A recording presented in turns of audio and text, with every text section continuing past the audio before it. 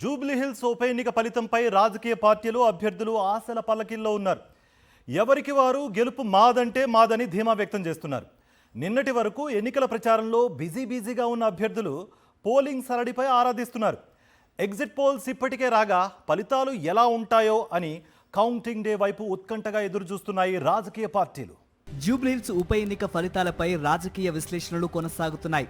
Polling నమోదుపై స్పష్టత రావడంతో ఏ రాజకీయ పార్టీకి ఎంత లాభం అన్న కోణంలో చర్చ మొదలైంది. జూబ్లీహిల్స్ ఉప ఎన్నికలో పోలింగ్ శాతం 48.42% నమోదైంది. గతంలో ఒక్కసారి మాత్రమే 50% పోలింగ్ నమోదైంది. ఇప్పుడు కూడా 50% లోపే నమోదు కావడంతో రాజకీయ పార్టీలు లెక్కలు వేసుకుంటున్నాయి. అభ్యర్థులు కూడా డివిజన్ల వారీగా ప్లస్ ఎక్కడ మైనస్ ఎక్కడ అని శ్రేణుల నుంచి ఆరా తీస్తున్నారు. ఇక ఇప్పటికే ఎగ్జిట్ పోల్స్ కూడా రావడంతో వాటిని సైతం విశ్లేషించుకుంటున్నారు. ఎగ్జిట్ పోల్స్ అనుకూలంగా ఉంటే ఎక్కడ కలిసి వచ్చింది, మైనస్ ఉంటే ఎక్కడ పొరపాట్లు జరిగాయి అని విశ్లేషణలు చేసుకుంటున్నాయట రాజకీయ పార్టీలు. మెజారిటీ ఎగ్జిట్ పోల్స్ కాంగ్రెస్ పార్టీదే గెలుపు అంటున్నాయి. దీంతో హస్తం పార్టీ నేతలు ఈసారి గెలుపు మాదే అన్న ధీమాతో ఉన్నారు. ప్రభుత్వానికి పాజిటివ్ ఓటు ఉందని ఆ పార్టీ నేతలు చెప్పుకొస్తున్నారు.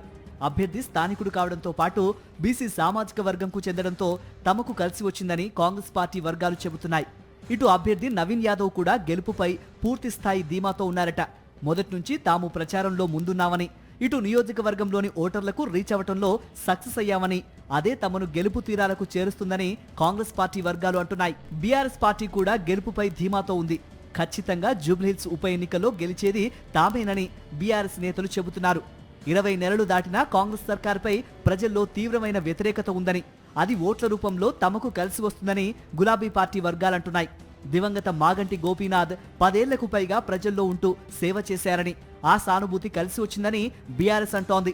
తమ అభ్యర్థి మాగంటి సునీత తప్పకుండా విజయం సాధిస్తారని గులాబీ నేతలు నమ్మకంగా ఉన్నారు. మహిళలు, మైనారిటీలలో ఎక్కువ మంది ఓటర్లు బీఆర్ఎస్ వైపు మొగ్గు చూపినట్టు తమకు క్యాడర్ నుంచి ఫీడ్బ్యాక్ వచ్చిందని బీఆర్ఎస్ వర్గాలు స్పష్టం చేస్తున్నాయి.